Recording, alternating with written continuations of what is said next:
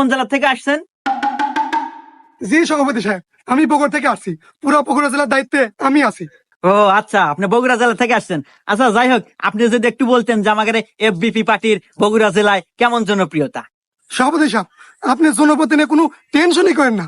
আমাদের বগুড়া জেলায় শুধু এফবিপি আর এফবিপি, এফবিপি ছাড়া কিছুই বোঝে না। যাই হোক, শুনে মনটা একদম ভরে গেল। আর ঠেকায় কি আমাদের। ভাই সাহেব, আপনি একটু আপনার জেলার জনপ্রিয়তা কেমন একটু বলেন তো। সভাপতি সাহেব, আমি আসছি রাজশাহী থেকে। পুরা রাজশাহী জেলার দায়িত্বে আমি আছি, আর আমার জেলা নিয়ে আপনার কোনো টেনশন করা লাগবে না। আমি অলরেডি আমার এলাকার সকল মা বোনদেরকে ঠিক করে হালাছি, আর কারো দুয়ারে গেলে কেউ ফেরত দেয় না।